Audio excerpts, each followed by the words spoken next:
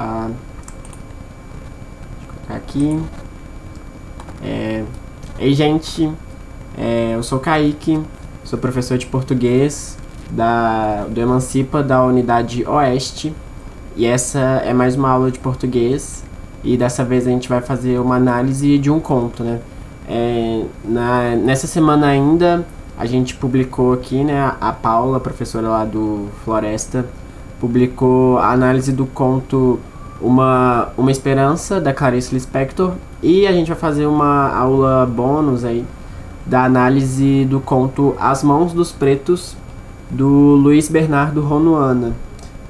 E aí, nosso objetivo, né, é tentar fazer algumas aulas um pouco mais diferentes, fora desse molde um tanto explicativo, né, meio engessado assim, né, das aulas, e também ajudar vocês, quando vocês forem ler outros contos também, ajudar na análise desses outros contos e tal, a partir de contos que a gente estabeleceu aqui para trazer para vocês, discutir um pouquinho e tal, que tem temas muito importantes a gente discutir. Então vamos lá para essa análise, espero que vocês gostem também. Primeiro vamos falar um pouquinho sobre o contexto histórico de onde esse conto ele foi escrito, né? O autor dele é o Luiz Bernardo Ronuana, como eu falei, e ele é moçambicano. Então ele é lá de Moçambique, que é o país da África, que é um país que também fala português, porque também foi colonizado pelos portugueses, por Portugal. E aí, nessa época em que o conto foi escrito, o país, Moçambique, ainda estava em domínio de Portugal. Então, era um povo que ainda era colonizado, né? Só que nessa época, esse próprio povo buscava construir uma própria identidade nacional que refletisse a realidade do povo, assim, né? Havia uma necessidade constante, imediata, de uma afirmação nacional e de valorização da própria cultura, né? Então, negar aqueles valores europeus que eram dos colonizadores, que foi imposta de forma violenta, né? E aí, nesse contexto histórico, o povo de Moçambique procurava construir a sua própria identidade enquanto um povo do continente africano também. E aí, o enredo desse conto é uma busca de um personagem que ele quer saber por que a palma das mãos das pessoas negras são mais claras do que o resto do corpo, né? Ele fica se perguntando isso. E aí ele vai se utilizar do discurso indireto livre, que a gente já deu uma aula aqui, né, sobre os tipos de discurso que aparecem nas narrativas. E aí ele vai se utilizar dessa ferramenta, né, dessa estratégia narrativa, que aí, como eu expliquei lá, né, ao mesmo tempo em que o narrador ele narra, a fala dos personagens entra no meio dessa narração, né? Vai se utilizar muito disso durante a narrativa, né? E aí o personagem ele vai conseguir as respostas dos personagens do padre, da Dona Dores, do Senhor Antunes, do Senhor Frias, de outros personagens também, que subentende-se que são personagens brancos, né? Não fica colocado exatamente isso, mas subentende-se que esse personagem que está procurando essas respostas é um personagem negro, e essas outras personagens que ele vai procurar respostas são personagens brancas. Até que no final ele vai conseguir a resposta da mãe, que também subentende-se que é uma mãe negra também. E aí, dentro desse conto, vai expor o preconceito sofrido pelos negros, do racismo e a sua condição de colonizado servindo a seus patrões, que seriam os brancos, e também os colonizadores europeus, né? E aí, um dos recursos que é mais utilizado por esse conto é o recurso da ironia. E aí a gente percebe assim como ela é construída através do conto, assim, né? A ironia, eu coloquei uma definição aqui de ironia, né, que é dizer uma coisa e significar outra diferente com o intuito de dissimular. E isso define tanto a mentira quanto a ironia. Então é você falar uma coisa, mas na verdade você quer dizer outra coisa, né? Que normalmente tem... e aí, de acordo com o contexto, você vai descobrir o que é essa outra coisa que essa pessoa, que esse discurso quer colocar, né? Mas é isso, você fala uma coisa com o objetivo de falar outra coisa diferente. E aí, dentro desse texto, né, no contexto colocado, a gente percebe a ironia quando os personagens que vão dar as respostas do porquê que os negros têm as palmas das mãos mais claras do que o resto do corpo, essas respostas, eles vão contar certas histórias, assim, né, e vão apresentar alguns elementos que, na verdade, eles não querem dizer isso. Na verdade, o que eles estão querendo dizer é assumir, na verdade, é justificar a submissão do negro pelo branco, né. Então, até coloquei aqui na apresentação, né. Observa-se a partir de então que tais mentiras nos levam a refletir em torno da verdade, uma vez que, segundo a narração dos personagens em suas reflexões a respeito das mãos dos pretos, a condição para tal sempre se deu e se justificou pelo negro estar em uma situação inferior ao branco. Então, eles vão contar uma história, eles vão dar uma justificativa que, na verdade, não vai significar. Eles não querem realmente dizer aquilo. O que eles querem realmente dizer de fato é afirmar a submissão do negro em relação ao branco, né? É isso que vai servir de pano de fundo, né? Que você constrói todo um discurso de que... E aí eu vou dar os exemplos aqui, né? Do que foi colocado dos personagens. Mas o que no fundo ele justifica é essa submissão do negro ao branco, que eles querem passar essa mensagem, né? Então vamos lá para dar alguns exemplos. O padre, ele fala: isso era assim porque eles andavam com elas às escondidas, andavam sempre de mãos postas a rezar. Então o personagem lá, né, ele vai perguntar pro padre por que das palmas das mãos serem mais claras, e ele vai dizer porque sempre vai andar com as mãos escondidas, sempre a rezar. E aí a ironia, ela se constrói a partir daí, porque na verdade ele não quer dizer isso, né? O que ele quer colocar é que as pessoas negras, elas cometeriam tantos pecados, elas já seriam seres que pecam mais, que estão mais destinadas ao que seria o inferno, então elas têm que rezar o tempo todo, né? Então ele vai colocar essa figura da oração, né, da reza, mas na verdade com um objetivo, né, com um pano de fundo, na verdade, de colocar que as pessoas negras, elas estão mais destinadas ao pecado, elas são menos destinadas ao que seria o céu, ao que seria o paraíso, do que as pessoas brancas, né? Então reafirma essa submissão do negro em relação ao branco. E aí a dona Dores vai falar: Deus fez-lhes as mãos assim mais claras para não sujarem a comida que fazem para os seus patrões, ou qualquer outra coisa que lhes mandem fazer, e que não deve ficar senão limpa. E aí vai colocar essa imagem, né, de que as pessoas negras, elas são sujas, e é colocado de forma muito natural de que as pessoas negras, elas têm que servir as pessoas brancas, né, como um legado aí da escravidão e tal. Então, e isso é colocado para demonstrar de forma muito natural, assim, e de que naquela época, e às vezes a gente percebe isso até hoje também, pessoas naturalizando, colocando como se fosse algo de forma muito natural, de que as pessoas negras têm que servir as pessoas brancas. E aí, de novo, usa esse discurso da ironia, né, de falar uma coisa que na verdade tem um pano de fundo muito maior do que essa pessoa realmente quer dizer e quer significar com aquilo que ela está falando. E o Antunes, que seria o Antunes da Coca-Cola,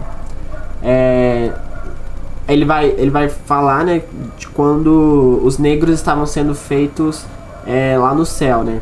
E aí dizia que se pegaram em barro, enfiaram em moldes usados de cozer o barro das criaturas, levaram-nas para os fornos celestes. Como tinham pressa e não houvesse lugar nenhum ao pé do brasido, penduraram nas chaminés. E aí, como eles seguravam nas chaminés, o resto do corpo ele ficava todo escuro, enquanto que as palmas das mãos, quando eles abriam, ainda estavam mais claras. Só que aí, de novo, né, primeiro colocando que a pele das pessoas negras seria mais escura porque tinha fumaça de chaminé, que se remonta novamente à sujeira, enfim, né, nessa sujeira e tal. E também dizer que eles foram feitos às pressas, né? Enquanto as pessoas brancas elas teriam sido feitas mais, mais devagar, tivesse tido uma dedicação ali para fazer as pessoas brancas, enquanto as pessoas negras teria tido essa pressa, assim, né? Então, novamente colocando e naturalizando essa submissão a partir do racismo. E aí o senhor Frias falou: Deus acabava de fazer os homens e mandava-os tomar banho no lago do céu. Depois do banho, as pessoas estavam branquinhas. Os pretos, como foram feitos de madrugada e a essa hora a água do lago estivesse muito fria, só tinham molhado as palmas das mãos e dos pés antes de se vestirem e virem para o mundo. E isso, né, reafirma e coloca de novo essa imagem de que as pessoas negras são sujas, as pessoas brancas seriam mais limpas do que as pessoas negras. E é importante a gente usar desses tipos de contos e usar dessas narrativas para a gente perceber como isso reflete até hoje, assim. Até hoje dizem que cabelo crespo é mais sujo do que cabelo liso. Muitas pessoas ainda acham que pessoas negras são mais sujas do que pessoas brancas, assim. E quando você vê nos contos, né, isso parece meio absurdo, mas isso ainda reflete hoje o que muitas pessoas pensam. E aí a última fala é da Dona Estefânia. É só por as mãos deles desbotarem a força de tão lavadas. Como se houvesse a necessidade de ficar lavando as mãos o tempo todo, né? De novo remetendo à sujeira, como se as pessoas brancas fossem naturalmente mais limpas do que as pessoas negras. E aí a gente vai para a fala da mãe. Na verdade é uma fala muito significativa, porque ela vai dar esse encerramento, né, pro conto, e é onde acontece o clímax, assim, né, e onde acontece um momento de revelação, um momento de reflexão, que finalmente vai dar pro menino a resposta do porquê as pessoas negras têm a palma das mãos mais claras do que o resto do corpo. Aí eu vou ler aqui pra vocês. E ela já estava farta de rir. O que achei esquisito foi que ela não me dissesse logo o que pensava disso tudo, quando eu quis saber. Só tivesse respondido depois de se fartar de ver que eu não me cansava de insistir sobre a coisa, e esmo até chorar, agarrada à barriga, como quem não pode mais de tanto rir. O que ela disse foi mais ou menos isto: Deus fez os pretos porque tinha de os haver. Tinha de os haver, meu filho. Ele pensou que realmente tinha de os haver. Depois arrependeu-se de os ter feito porque os outros homens se riam deles e levavam-nos para a casa deles para os pôr a servir de escravos ou pouco mais.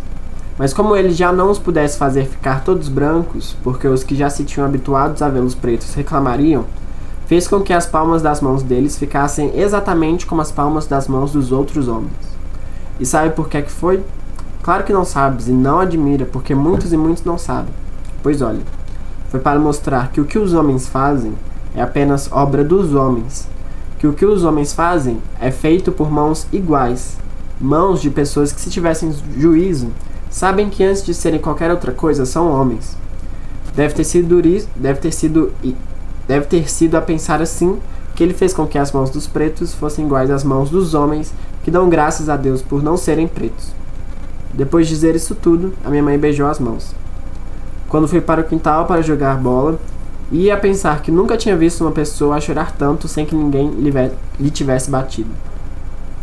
E esse é o momento, né, que traz essa reflexão, que traz essa emoção, que faz a gente pensar, né, de que o que a mensagem do conto quer passar, no final das contas, é que tudo que as pessoas fazem, no final das contas, são feitas pela humanidade, né?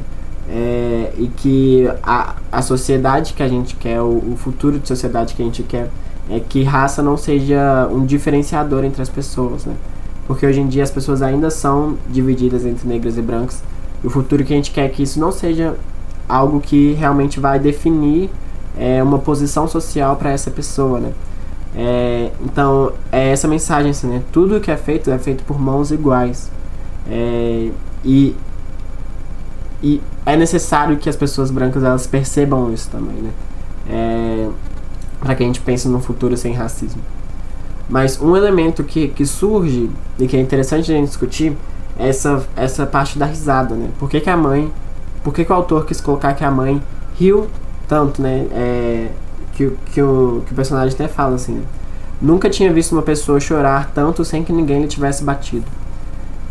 E por que ela chora tanto, né? É um momento de reflexão que a gente vai chamar de catarse. E esse é um elemento utilizado na narrativa mesmo, em vários contextos. Pode ser usado tanto nos contos, mas também no cinema, nas peças de teatro. É um momento...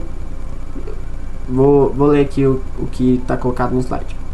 Neste momento a mãe sorri, mas é um riso que provoca reflexão, visto que ela aponta a justificativa que, por fim, termina com a tal resposta à indagação.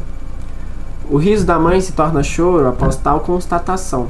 Num profundo momento de catarse, percebe os tempos difíceis em que viviam, em que os negros eram, de uma forma generalizada, diferenciados dos brancos de forma pejorativa e até mesmo reduzidos às coisas, por conta de questões que norteavam a cor ou a raça, questões essas infelizmente ainda atuais. Então, ela vai chorar, né? É de certa forma também um riso irônico, que no final das contas vai virando o que ele realmente quer significar, né? Porque começa a ser um riso de achar a pergunta engraçada, uma pergunta engraçada, e no final das contas é triste. E aí você começa a chorar de tristeza, né? É como se... sem que ninguém tivesse te batido, né? E é interessante perceber, né? Esse choro, ele, na verdade, seria uma libertação ou uma purificação do espírito. É esse o conceito de catarse. Catarse, ele vem de um termo grego que significa purificação do espírito humano, ou um livramento das imperfeições. A catarse, ela seria um método de expulsão que coloca fora aquilo que é anormal à natureza humana em sua totalidade.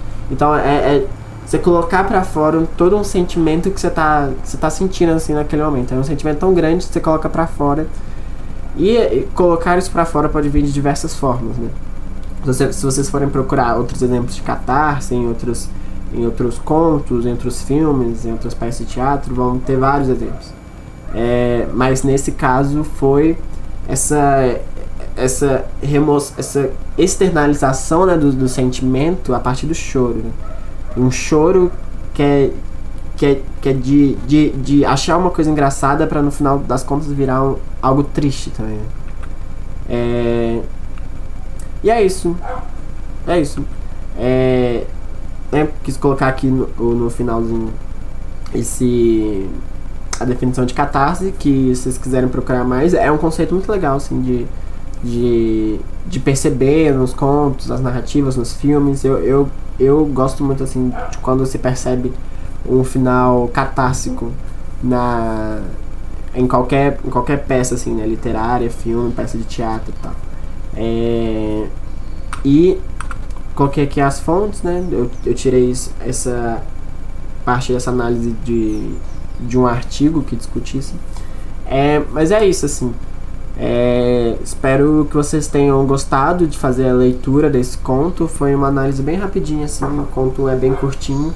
E que a gente possa manter essas próximas aulas, né, nos formatos um pouco mais diferentes, analisando esses elementos, né, narrativos e tal, que também vão ser importantes tanto para o Enem, quando tiver algum trecho de algum conto lá, mas também para analisar tudo na vida, assim, né? Esse conto mesmo traz elementos muito importantes para a gente pensar, e que, né, a gente discutir racismo, discutir colonização, discutir a influência da Europa, dos Estados Unidos nos nossos países e tal. É muito importante a gente ter essas discussões em mente, assim. Então, espero que vocês tenham gostado, e nos vemos nas próximas aulas. Qualquer dúvida, podem chamar ou eu ou a Paula para discutir outros temas, colocar outras discussões. Estamos abertos aí a propostas, ok? E sintam à vontade também para tirar dúvidas, enfim. Obrigado e até a próxima.